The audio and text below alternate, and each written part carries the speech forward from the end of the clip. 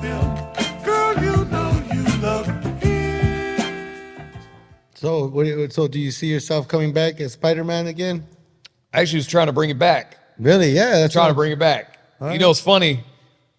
I had the Spider-Man replica suit, you know, that I did for 10 years that I used, and like I never washed it once.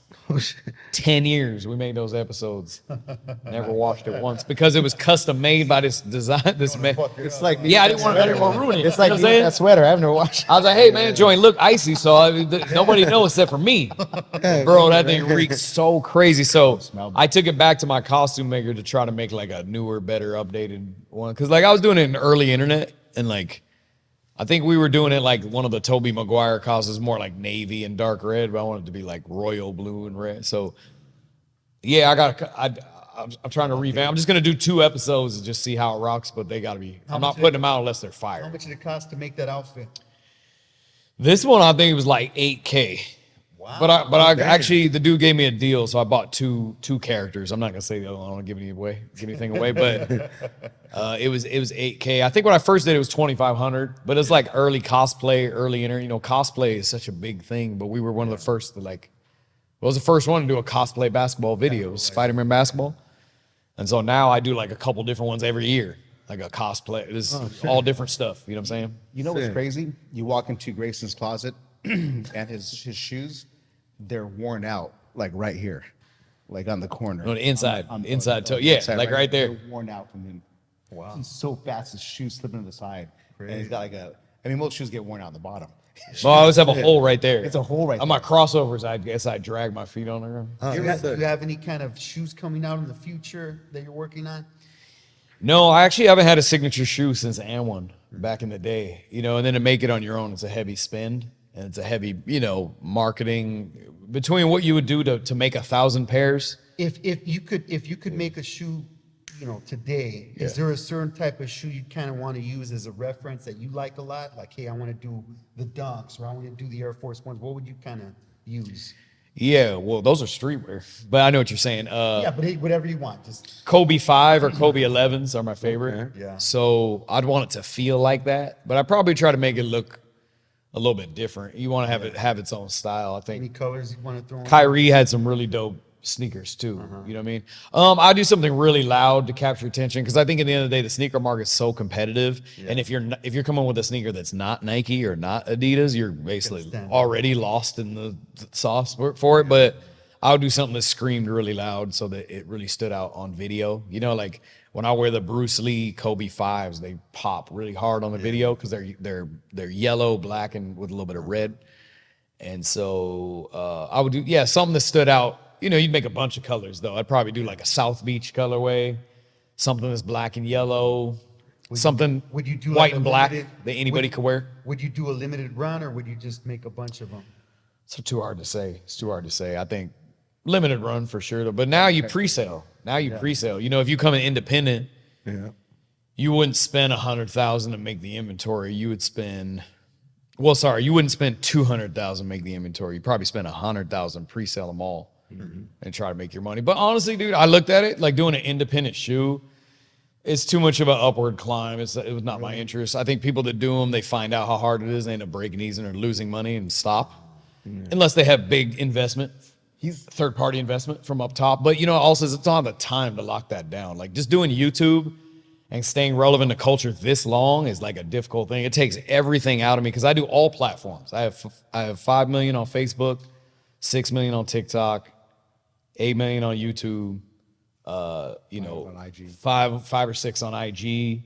You know, we post on LinkedIn, Snapchat. Snap. We're on Snap. And most of the money you make is derived from the views, would you say?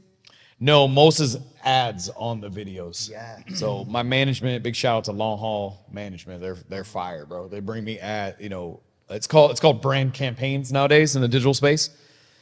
So a brand campaign play a big flat rate for either one platform. So like my YouTube video might be like 30 seconds on a YouTube video or a minute in a YouTube video. But sometimes they pay way more for like a big spread. You do like the integration in a YouTube video, 2 IG posts, a TikTok, and some IG stories, and like that's a tweet. Taking their stuff and implementing it in your video. Yeah. Right? And then YouTube does their own ads, right? Exactly. So you do get paid on the viewership only from YouTube. I see. Like IG pays sometimes and TikTok pays, but it's just marketing. They don't pay you anything. I have 3 billion views on TikTok and paid $8,000. So it's not, Any tips for somebody trying to get into YouTube and make money off it, doing something they love? going for the long haul. Yeah. We're gonna come back dancing if we dress up as Spider-Man. Yeah. Podcast. Hey, it might be lit. But no, like You gotta go viral. I see where you're going with look, this. you would dress up as this character. Oh yeah, yeah.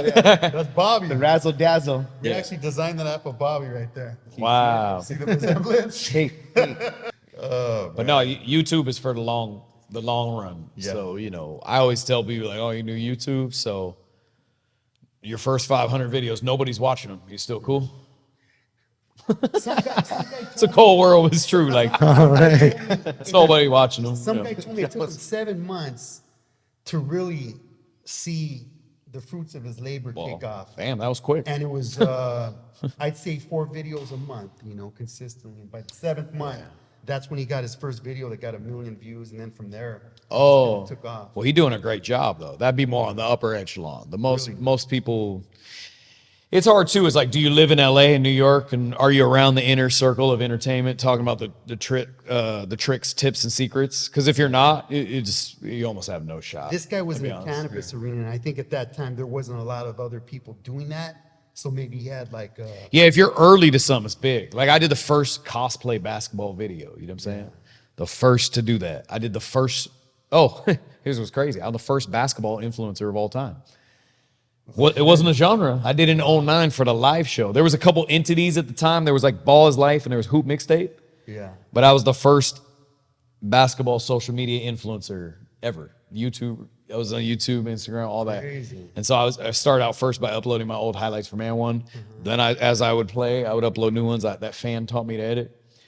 But it's a long haul run. So like most people would take like years or whatever to get traction, or you just never get traction, or your traction might look like 7K video view, 15, 1K, 3, it's like something like that. Yeah. It's just like podcasts. Like not everybody, like you having a guest, this is the debut. So you way ahead.